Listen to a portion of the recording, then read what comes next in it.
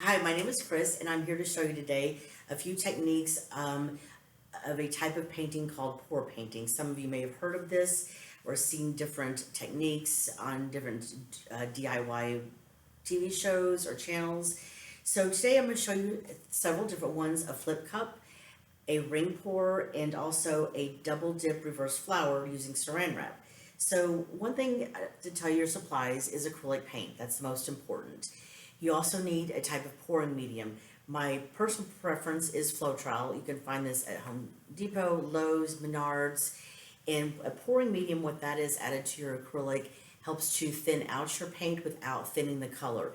It also helps to help your colors not to blend together so much when you're pouring and when you're tilting your canvases to create mudding, which mudding, this is kind of an example of what can happen with too many colors, tilting your canvas too quickly, or without using the Floetrol.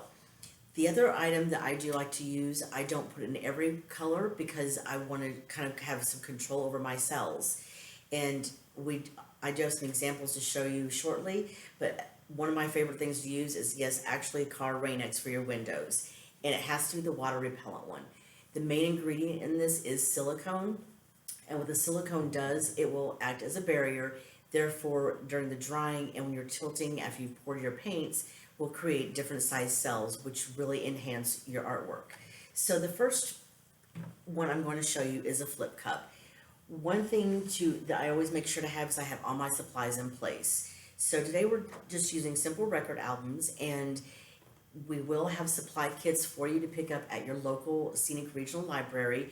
In your kit, you're going to get about 6 ounces of the Floetrol, a popsicle stick. You will get an album, and you will also get the cups for mixing your paints in.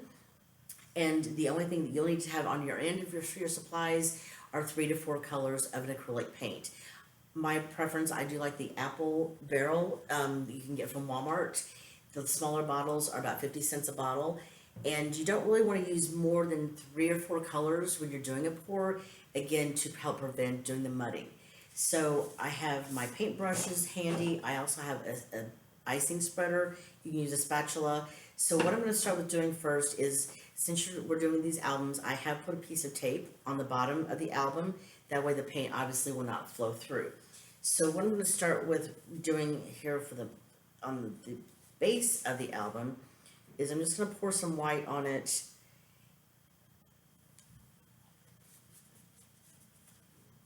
And spread this around, and this helps give a nice base coat, and plus it helps your paint pour smoother.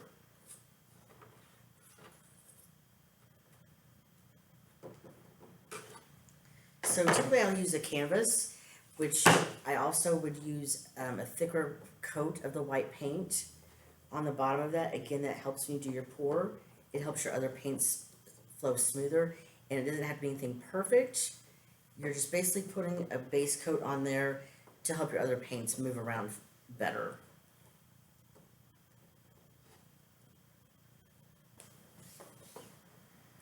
Alright, so I've got that spread around pretty evenly. And again, it has nothing perfect. And that's one thing I really enjoy about pour painting. Huge fans of you, I'm sure, know Bob Ross. He always says there are no mistakes, just happy accidents. So there's no telling what you're ever going to get with you're doing a pour paint, and that's what I love about this. There's no wrong way, there's no mess ups, there's no right way. So I have my colors mixed already over here. So I have a real yellow.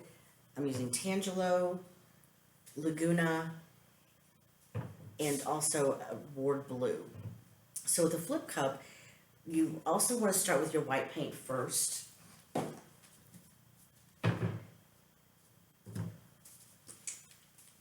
One thing I've learned with the paints, which I did not realize, are different colors have a thicker density than others, and they will sink. So I do like to start with white on the bottom, and you're only pouring about a tablespoon at a time.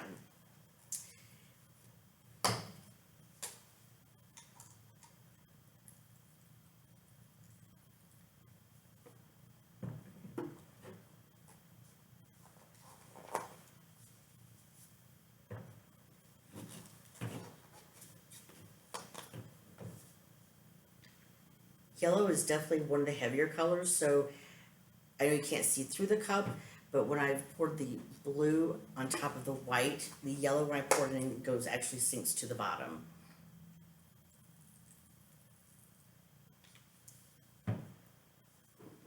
And again, when you're pouring your paints, it's all an experiment, and I don't have a rhyme or a reason, and everything is going to always turn out a little bit differently. And it's always kind of fun to see the end result because it's results you don't expect. So with the flip cup, what I've done in the bottom of this cup is I've also put a push pin in the bottom of it. So a flip cup painting, you're going to simply just do that. You've got your album on top or your canvas, whatever you prefer to use. You do a quick flip, and then I let that sit for about a minute or so, letting all the paint run to the bottom to the top of the cup to pour out. And then by pulling this push pin out, it releases that extra pressure, helping your paint go a little faster. And then you just want to slowly lift your cup.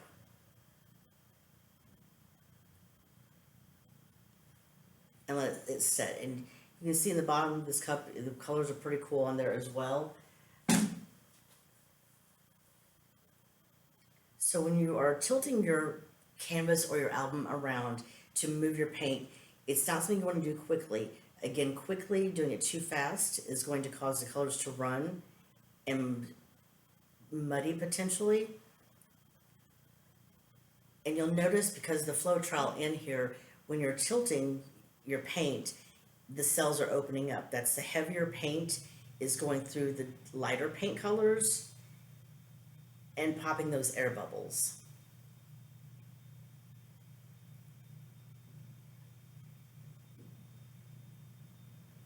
So try to tilt this so you can see a little bit.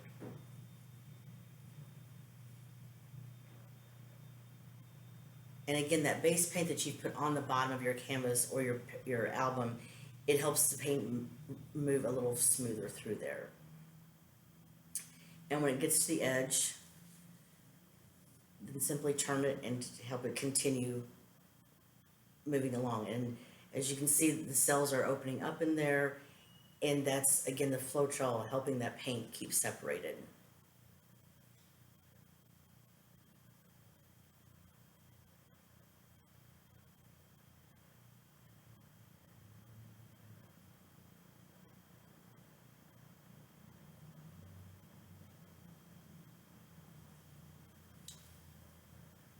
And I'm just turning the album slowly as well, so that also helps keep it from dripping off a little bit and utilizing all of that. And again, there's no right way or wrong way really to do this, and you will never have two paintings come out the same, even if you're using the same colors and the same technique. And when I talk about techniques, there's different techniques you can do with pour painting. So one of my favorite is the flip cup.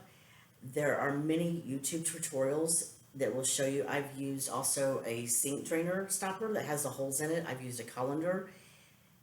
I've used foil. The foil one is very cool. You crumble your foil and actually pour your paint onto the foil, and then put your canvas on that and kind of smash it gently onto there, pulling it up slowly, and it creates more like a feathered or flower effect.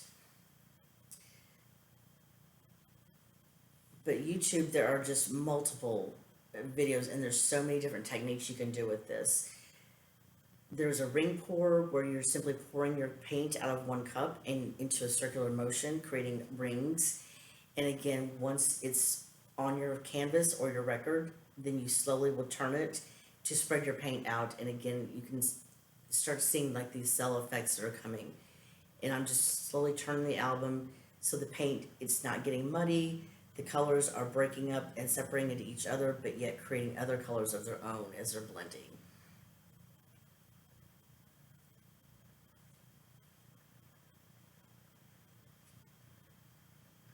And typically it depends on if you're using the album or a canvas on how the drying time. And also I've learned temperature plays effect. When it's cooler, then it seems that the paint does dry faster. And when the warmer temperatures or the wintertime when the heat is on, they do dry a little slower. Sometimes that can create a cracking effect. And also you want to be careful not to have too much paint sitting on your canvas and try to get some of that off because it will cause your canvas to sink in or bow a little bit.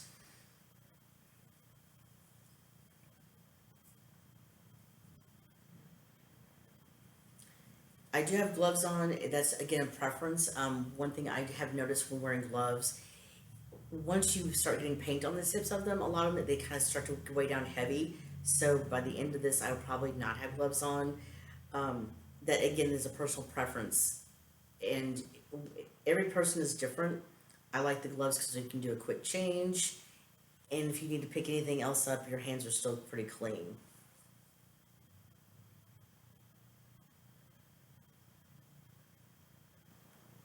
So there's different types of cups you can use. I've been saving like yogurt cups. That way those aren't wasted. I have these little plastic cups. And then as you're going around the edge, as the paint is kind of getting into your hand or on your fingers, then it also helps, you can cover up any spots that did not get paint. Just, and that actually kind of adds to the edges a little bit for your finishing. So one thing that I suggest doing too, again, it's a personal thing. I do have a torch. So by using the torch, you want to do it at an angle and when you're doing it quickly. And what that does is that's quickly heating up your paint, and the heat is popping the existing air bubbles that are still there, therefore allowing the paint underneath to still raise up. And you don't want to hold it in any place too long, and you want to keep it at an angle and do it very quickly, because you can scorch your paint and it will cause your paint to bubble. I'm not yet caught anything on fire, so that's a good thing, but just make sure you move it quickly.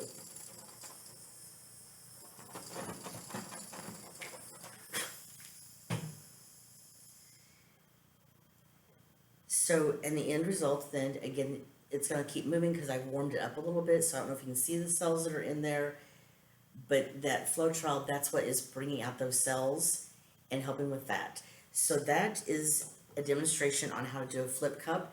The next thing I'm going to show you is I'm going to show you how to do a reversed flower dip, and that's using bottle paint, and then also putting a piece of saran wrap. So I'm going to take a brief second and set this aside, and I'll be right back to show you how to do that one.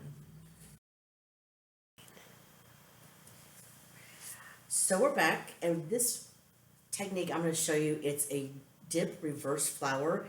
So I went ahead and I prepared the album, as I did earlier, explained to you, putting a base on the bottom of that.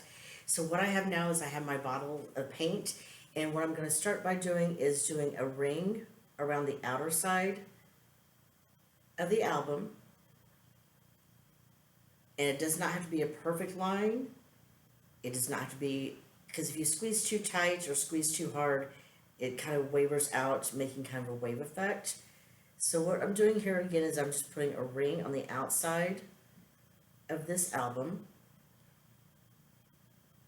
So I've kind of closed it up, and then I'm going to connect it on the inside, and basically I'm going to make a spiral on the inside of the ring I've already created.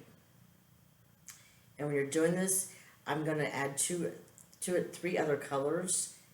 I don't know, I might just only do two more. Again, sometimes I have in my head what I'm going to do. I have it all planned out. I think it through. I have my supplies ready. And then when I actually start doing it, things always change. And that's the fun part of doing pour paint, because it's never set in stone. It can always be fixed. So now, as you see, I just have a spiral. I'm not going to tilt it too much because I don't want my colors to run. The next color I'm going to put on the inside of this spiral is the orange. Again, it's a Tangelo color. And this is mixed, these are mixed with Floetrol. When you're mixing your Floetrol, you want to do about equal portions of paint to Floetrol. And when you stir it with either, I use plastic knives because they work really well and I have an abundance of them for whatever reason. So I'm putting those to good use. Or you can use popsicle sticks, which again, the popsicle sticks, those will be in your supply kits that the libraries will be supplying for you. So when you're stirring and mixing your Floetrol and your paint, you want the consistency of your flow to be kind of like honey. You don't want it too thick or too thin, because too thin it's going to run very quickly and you're not going to get very much effect. You'll still get a very pretty, really cool art piece, but then you're also going to have the trouble of it running too quickly and too fast. So I'm just filling in the outer edge inside that blue ring we did and letting that set for a minute. And then the next color I'm going to use Laguna. Laguna and the turquoise colors, I do a lot with these because they are honestly my favorite colors. And I love the sea breeze kind of effect with them. And I just really like these a lot. So the next one, I'm just filling in a little bit more of that empty space in there with this Laguna.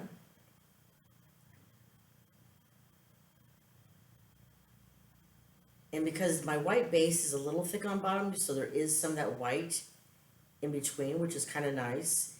That also helps separate your colors and keep them from mudding too much or any at all. Now there have been times I have had mudding happen. I've tried to fix it, and I can't say I've only had to actually put 2 in the trash because there were just no fixing it. Canvases, I'm finding that if you do feel like you're not happy with your artwork, which your pieces come out, you can scrape it off, and using a warm washcloth that's very, very well wrung out with just a little bit of Dawn soap, you can wash it off. You might still have some stain color from your paint prior to that, but I've found that once I let that air dry completely, then covering it with a good coat of base of white, you can't even tell. So I am going to use just a little bit of yellow in here, just kind of filling in some of the holes. I'm not using a lot because I don't want an overabundance of the yellow because it is a heavier, more dense paint. But some of the places where there are larger white gaps, I am putting just a little bit of the yellow in there. So now what I'm going to do with this, I'm just going to tilt it very quickly so you can kind of get a glance at the rings, how I have those in there. So what I'm going to do with this next is I'm actually going to use saran wrap. So again, several techniques. You can use a damp paper towel, a very lightly misted paper towel. You would lay it flat on top of this and slowly pull it up. You could use, one technique I want to try is actually just as simple as using a comb and lightly and gently dragging that down. I haven't done that yet. So today we're going to use a piece of saran wrap. So I have it nicely stretched out, which we all know is static. That can really be challenging on occasion. And you're slowly going to gently lay it over your album or your painting, your canvas, and doing it slowly so you try to eliminate any air bubbles on there. So once you have it on there, you gently just kind of pat your hand. You're just gently mashing the saran wrap onto the paint, and it's slowly kind of blending the colors a little bit. And you want to make sure and look for air bubbles. Sometimes you don't see all of them, and if you don't, that's fine too, because that just helps make your piece more unique. So I do like to look for air bubbles. And again, just gently, you don't want to smash it. The more you smash, obviously, the more the paint's going to spread, which there's nothing wrong with that either. So I am just gently patting that down. Again, checking for any air bubbles.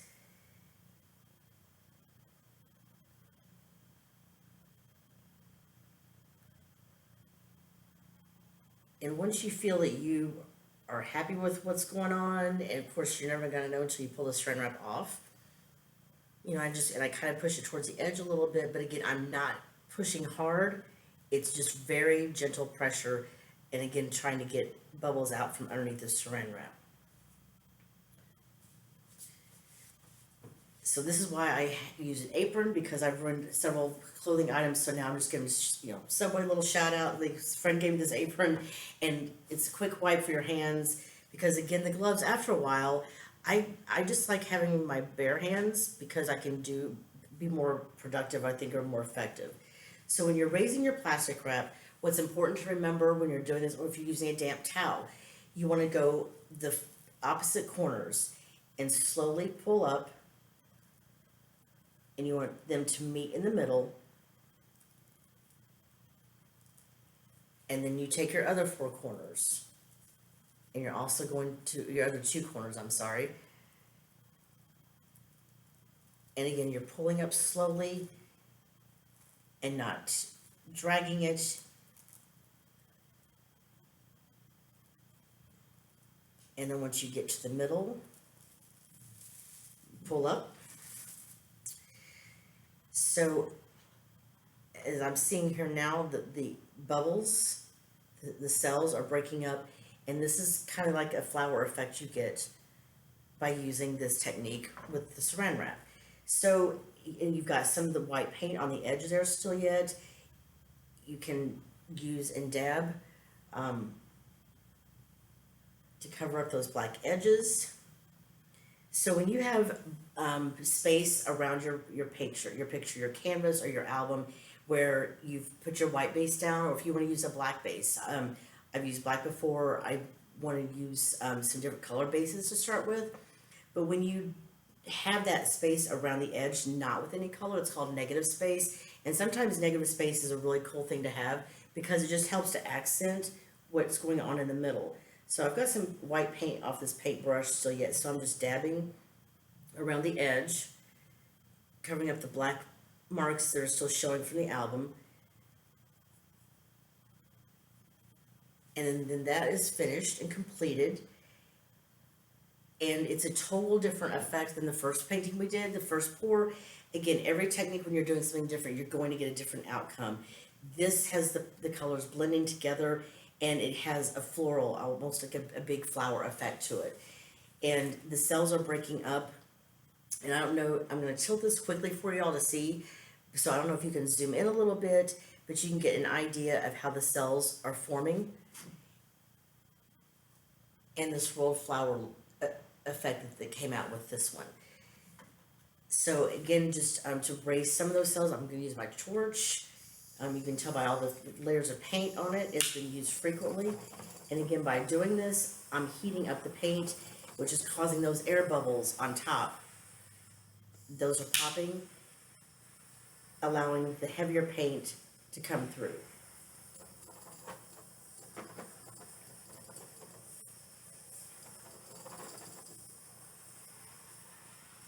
So I like to let these set for at least 24 hours. And when you're not sure if your painting is dry or not, don't touch it, because more than likely it's not dry. You're gonna have that fingerprint in there, which could be your signature mark. I don't know. I put my initials in a paw pad. That's my signature mark on my pieces that I do. So the one sure way that I have noticed I can tell if a painting is dry or not, if you've got light shining on it, if you kind of step back, if you look at it at an angle, you'll see the shininess. If it's dry, it's going to have a dull color to it because it's dried into your canvas or onto the album. After 24 to 48 hours, once my pieces are dry completely, and I'm positive they are, I did not bring it with me to show you, but I use Rust-Oleum. It's a clear matte finish. You can get a shiny finish or you can get the matte finish, but it's Rust-Oleum. The one important thing that I learned is you have to make sure when you go and buy your acrylic sealant, make sure it is for acrylics. There are different types out there I've learned, some for metal, some for plastic. So make sure when you're buying a sealant, and it's the clear sealant, make sure please that it is for acrylics, or else it will not adhere and it won't seal the way you're hoping for it to. So again, this is called a reverse dip flower pour. And what we did was we had the base coat on first. And then I have learned that it's easier to use squirt bottles for this. If you want a thicker, wider pour, you can always cut the tip off. I found these at my favorite place, Dollar Tree. They were 2-pack for $1. And then these are colors I use frequently, so I don't mind using this size of bottle. And each bottle took 2 bottles of the small Apple paint acrylics, equaling about half the bottle. The pour medium that I put in there, I put in probably the same amount of paint, if not a little bit less. So again, these Dollar Tree, it helps keep, you've got caps on them. And then all I simply did was I started with my darker color on the outer ring, and I did a circle first, And then inside the circle, that's why I started my first swirl, then filling in the swirls from the inside with the other colors as well. So it's kind of offsetted a little bit from when I tilted it, so I'm just going to tilt it down a little bit more. And again, by doing this, it's opening up more cells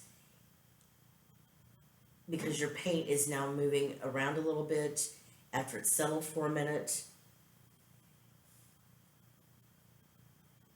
And you can tell like it has a feathered look around the edges like a flower petal would. And that is the dip flower reverse pour using the saran wrap. So now that we finished this one, I'm going to take a minute. I'm going to set this over to the side for drying, and then I'll be back to show you one last technique. All right, so thank you for joining us today on this. This is going to be the third and the last technique I show you. So this is called the bottom bottle pour. What I've done is I've taken a 2-liter bottle, and as you can see, I cut off the bottom of it. I've also used a plain water bottle, whatever you prefer. This is actually the first time I'm using a bigger bottle bottom, and I've already gone ahead and I've pre-painted the base, the white on the bottom of this here, of the record. So I'm just going to put a little more of the white base because again, I want my paint to move around and flow easily. So we're going to add a little more of that onto the record. And I'm just gently kind of spreading that around. It does not have to be thinly spread out. It does not have to be evenly spread out.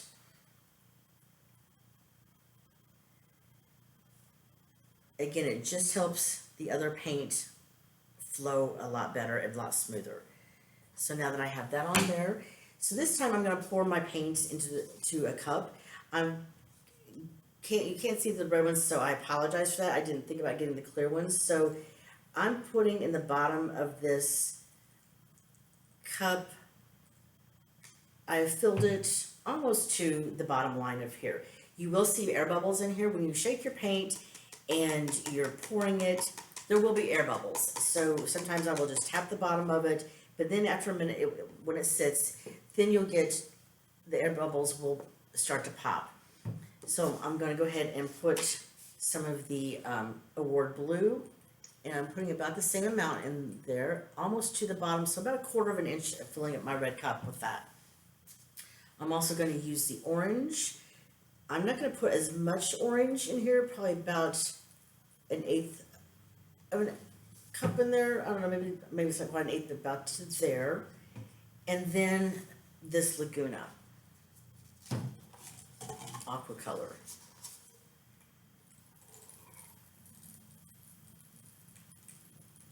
So as it sits in the cup there for a minute, then some of the bubbles are going to start to come out. And again, once we have this on the album, then we'll use a torch to help get some of those air bubbles out. And as you can see, so with the Floetrol on the paint, the consistency is kind of like honey. It's not too runny, but it's also not too thick, so it flows nicely. And I think I'm actually going to add a little more of the blue. And what I'm going to do with the blue is the Rain-X, the silicone. I am going to add a few drops into this. So this is a spray bottle, so I'm just I gave it 3 quick sprays. When you're using silicone, if you stir quickly and a lot of stirs, you're going to have smaller cells. I found just a couple little stirs and doing it slowly. Sometimes it does help produce the bigger cells. So again, it's going to act like as a water repellent. So I have that in the blue. So what I'm going to do next is some of these bubbles are still kind of in there, and that's fine because again, the torch will help get those out. I'm just kind of tapping and bringing those bubbles to the top.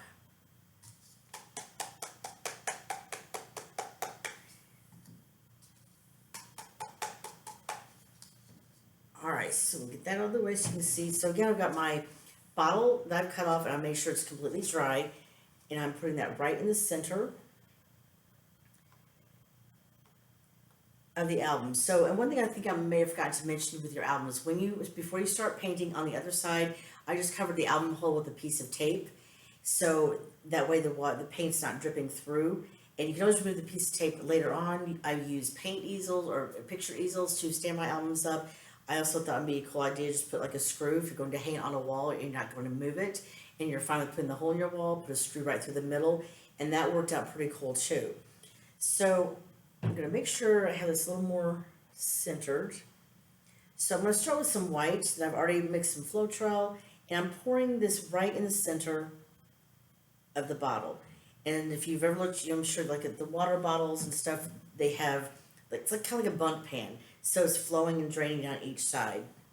So the first color I think I'm going to start with is the Laguna. Again, I'm pouring this right in the middle.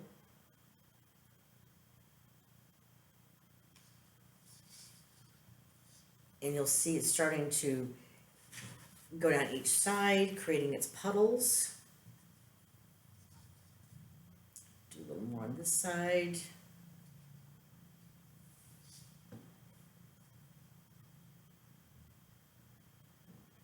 Now I'm using the Tangelo orange.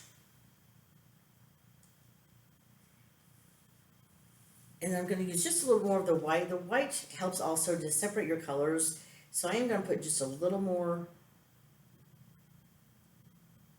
white. And I did not put a lot on there.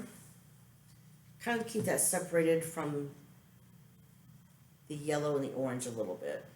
So next I'm going to pour in the yellow. Again, I'm pouring down the center and just making sure it's hitting each of those little spouts, is what I like to call them, on the bottom of your water bottle.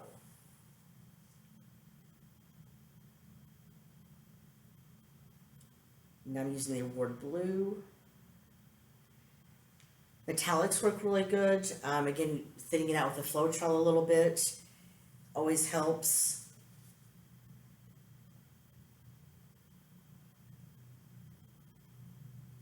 So one website I have found, if you Google pour paint calculator, I'm learning to trust this calculator a little bit more often and a little bit better. What this calculator does, it actually allows you to put in the size of your canvas by width, depth, and height, or your album. And what that does is when you put in there your width, depth, and height of your canvas, it will calculate very precisely how much acrylic paint you're going to need for that project. So I'm finding that to be very helpful, because sometimes I feel like I'm wasting or using too much paint, and sometimes I am, but you can always cover it, and that way no paint is wasted, which I like that because I don't like to waste the paint. You can also do paint pours. I have a pop socket on my phone. It was white. I thought, wonder if this would work. So of course I did a pour and pay on it. It worked. I have ceramic tiles. One thing I started doing last year for Christmas presents, I got the glass Christmas ornaments. What I did with those is you take carefully the silver hangers off the end of the bulbs.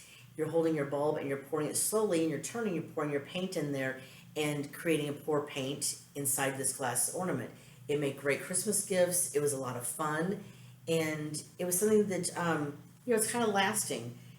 So I did do that, and then you just put them in a cup upside down to let the excess paint drip out completely before putting the cap back on and with the hanger. So that's just another idea. I've seen bookmarks that people do with pour painting, and then once they're dry, you can laminate it. So what I'm doing is I'm just putting some more layers of the paint as it's pouring down the edge of this, giving it a little more color. So one thing too is a straw. So there is a lot of paint here puddles, so just very gently.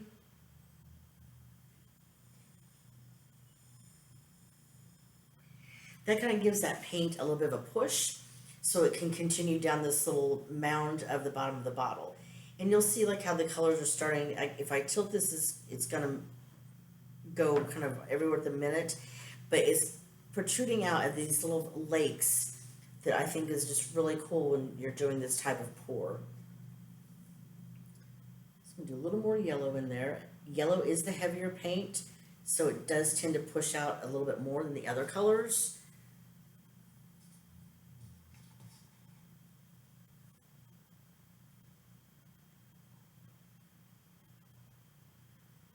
Add a little more orange in here.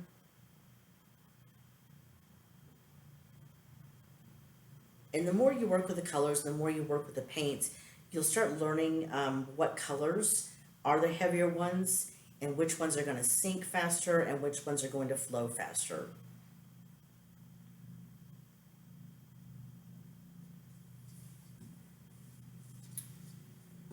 So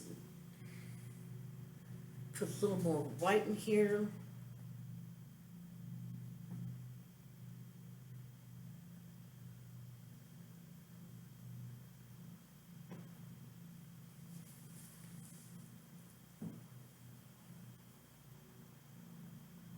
Just kind of letting that sit for a few seconds. I'm just gently tilting and tilting slowly on this.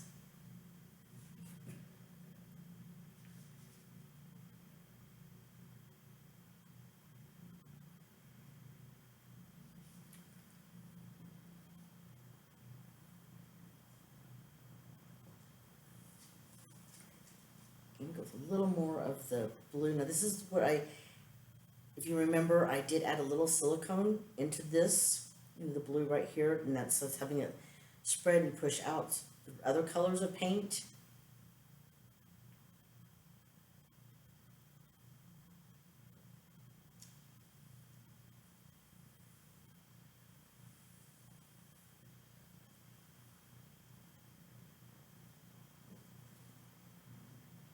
And I'm just going to add a little more of the Laguna on top. And again, just play with your colors. And, you know, there is no rhyme or reason. I do like to, in my mind, visualize. Again, I really get a lot of information from YouTube. Jilly, she is one of my favorite YouTube tutorials, I guess. She's very detailed, but she's fun, and I learn a lot from her. So again, the YouTube videos, the pour painting calculator to help you calculate how much paint you're going to need, those are very useful. Also Facebook. So when I was first asked to do this, I had never done anything like this before as far as teaching a class or doing a video. So I'm on a Facebook page. It's Acrylic Smart Pours, or Acrylic Smart Pour Painting. So I reached out to this community. They are fantastic. We offer a ton of support for each other. There was several that reached out, helped me put all this together, guiding me, giving me tips on how to teach, even like a video class doing pour painting, because this is something totally I've never done. It's something I do in my home for my relaxation and just enjoyment. So get on Facebook. There are a lot of pour painting communities, and they are wonderful communities to be a part of. Again, offering tips, suggestions, support. And if you want to know how they did something, everybody's always very willing to help on those pages. They don't, there's no negativity, but there's honesty, and it's not a rude honesty. But the tutorials on YouTube, all you need to simply do is just Google acrylic pour painting, and a whole new world will open up to you. My mom introduced me to this technique, just the pour painting in general, a little over a year ago. And I am obsessed. It's enjoyable. There's so many fun things and so many new things to try, so many new techniques that I've not tried yet that I'm still anxious to do. You can use a ceiling fan chain, and it will help you create a feather effect. That's something that I definitely want to try and get to do as well. So now when you're getting ready to raise your cup, your plastic bottle, you raise it very slowly. And I just kind of like to tilt it and try to get in the other paint, still kind of sitting on top, off the top of it.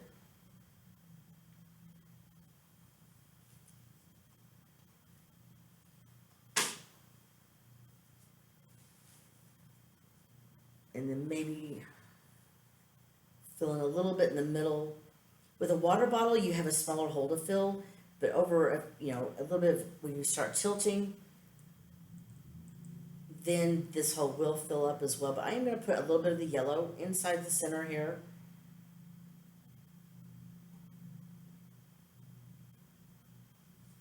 With that.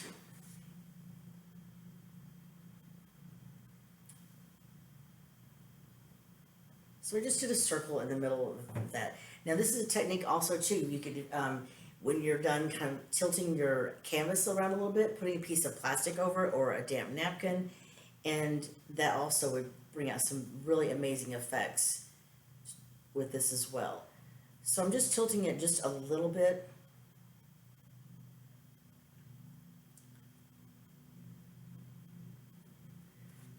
And I'm doing it very slowly because I don't want my colors muddy. So once I tilt to one side for about 30 seconds or so, then I'm going to straighten it back up and pull all the paint back to the center. Again, you're kind of getting a flower effect. I'm trying to make sure you can see what's going on here in the center.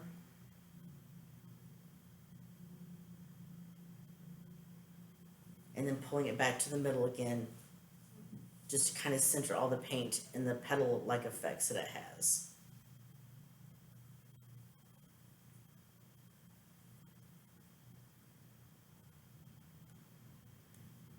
And you can start to see the cells forming and breaking up and opening up in here.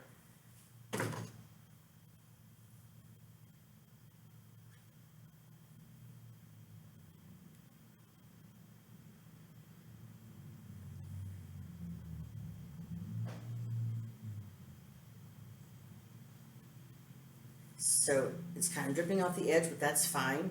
So by catching some of this in my hand, and as I go around the album, that's helping to also kind of cover up your edges. And if you look back into the 3 different techniques I've shown you today and kind of given you tips on and instruction on how to do, I've used the same 4 colors of paint. And again, if you go back and look at all 3 of these items that we've done today, you'll see that there's nothing alike about them. The colors are in there, but again, I've used the same 4 colors for all 3 of these techniques today.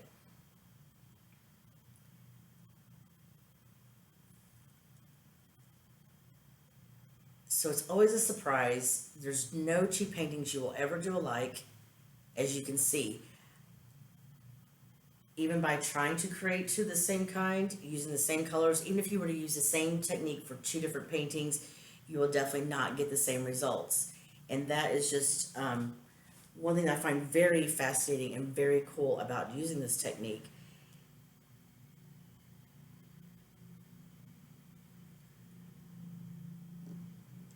And when you're doing this, and as the petals of paint start to kind of form on your fingertips in your hand, you can kind of get an idea of what I'm talking about with the mudding, because now with all of these kind of blended together, it's sort of, on my hand, looks kind of like a sea moss color. So it's kind of interesting. And after your paintings dry and you're looking at them for a while, you can really start to see like different shapes. We have one of my paintings I've done, and we found a butterfly and a fairy and a head of a canary in there and a frog and a turtle. So it's really interesting what can come up with your paintings when you're doing these. And you can see some of the bigger cells from the silicone that I put in there. Those are starting to come out somewhat as well, and the blending of the colors is really nice. So again, we have 3 different paintings, 4 same colors, and none of them are alike. So if you have any questions, you can find me on Facebook, private message me, but I really strongly suggest for sure getting on some of the Facebook pages. Definitely, if this is something that you enjoy and you've enjoyed today, then go on to YouTube, find the different techniques and see what fits and works for you, and just play and have fun. So we will have supplies at your local regional libraries. I mentioned before, we'll be supplying you with the cups, the popsicles, and the flow trial, and a record album. And the only thing you need to get from home for yourself is have on hand our 3 to 4 colors of paint. Again, I've used the 3 today, or the 4 colors, and you don't always have to stick with that, and just have fun with it. So at the end of the video, there'll be some examples of some of the other pieces that I've done prior to today. And we hope you have enjoyed coming today and watching our video, and thank you very much. And have a really wonderful day.